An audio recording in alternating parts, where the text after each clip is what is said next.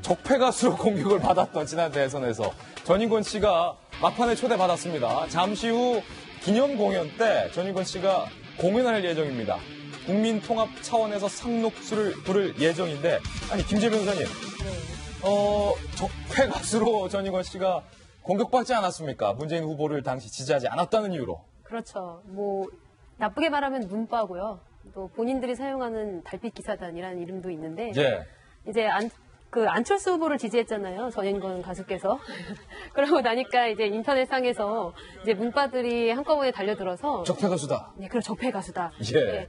적폐라는 단어를 사실 여기저기 붙이는 경향이 있어요. 뭐 적폐 가수, 또 어떤 의미에서는 또 뭐 적폐 세력, 뭐 이런 적폐 식으로. 노총도 나왔잖아요. 그렇죠. 적폐 노총이 나왔어요. 제가 그걸 언급 안 하려고 했는데, 예, 저도요. 적폐 노총도 나오고.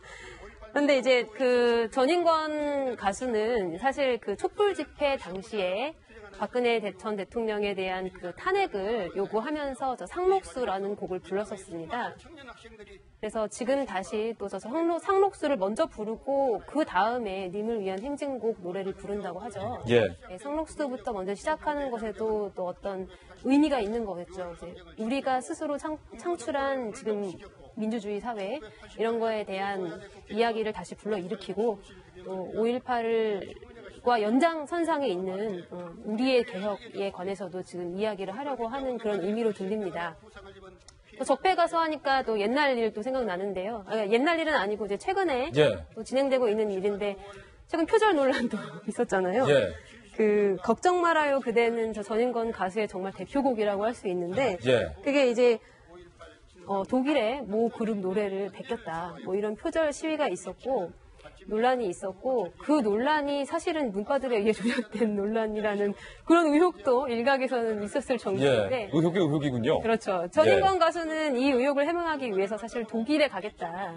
이제 이런 입장을 계속 밝혀왔는데 오늘 행사 때문에 독일 일정은 잠시 미루겠다. 예. 이렇게 하고서는 저 행사에 참석 의지를 밝힌 것으로 알고 네. 있습니다. 전인권 씨가 아무쪼록 오늘 기념식에서 상록수 공연을 통해서 적폐 가수라는 오명을 좀 벗기를 바랐는데 사실은 김광덕 부장님, 이 상록수 하면은 촛불 집회 때 상록수를 젊은 분들은 많이 아시겠지만 노무현 전 대통령이 기타 치면서 불렀던 노래도 네, 그렇죠. 그때 상록수 아니었습니까? 잘 아시겠지만 노무현 전 대통령이 기타 치면서 상록수를 즐겨 불렀었고 특히 80년대 우리 대학 다닐 때 보면은 당시에 이제 광주 이제 그 5.18 민주항쟁 그 이후에 보면 대학가에서 보면 진짜 많이 불렀던 노래가 님을 위한 행진곡과 상록수였죠. 상록수는 양희은 씨가 불렀던 저들의 푸른 솔잎이라 뭐 이런 그 가사를 진짜 많이 불렀던 이런 건데 어떻든 오늘 이 전인권 씨가 대선 때는 안철수 후보를 지지해서 적폐 가수라고 했던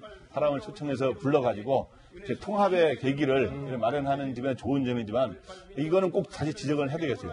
통합의 계기를 마련하는 것도 중요하지만 아까 말씀 전두환 전 대통령이 최근에 회고록 발간을 통해서 자기도 희생자다.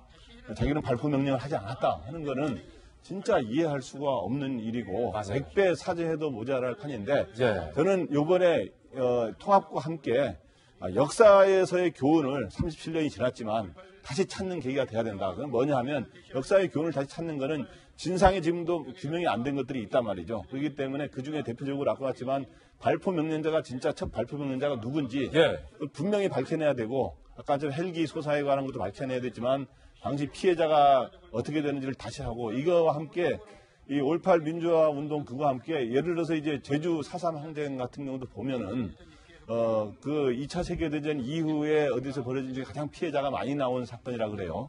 그런 경우도 보면 피해자도 아직 조사를 했습니다만 명확하게 밝혀지지 않은 그런 건데 이런 우리 역사의 이런 아픔의 이런 것들을 명확하게 이번에 기록하고 역사의 교훈을 삼는 그런 게 필요하다 생각합니다. 전인권 씨가 어떻게 제안을 받았는지 전인권 씨의 인터뷰도 좀 해봤는데요.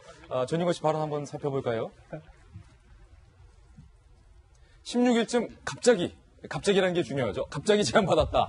상록수와 이물이 한 행진곡 두 곡을 부르기로 했다. 국민의 한 사람이니까 부른다. 서 의원님, 또 제의를 또 이렇게 선뜻 받아준 이런 모습도 좀 좋아 보여요. 좋습니다. 국민들 보기에도 훈훈하지 않습니까? 사실 전인권 씨, 우리 요즘 아이돌 스타 있습니다만 어떻습니까? 다 우리 시대의 또 스타였습니다. 우리를 얼마나 즐겁고 기쁘게 했으니까 자유로운 영혼이시죠. 적폐 가수가 아니고 정말 국민 가수고 개념 가수입니다. 사실 안철수 후보를 지지했다고 그러는데 또 그 전에 경선 때는 안희정 지사를 또 지지하기도 했어요. 또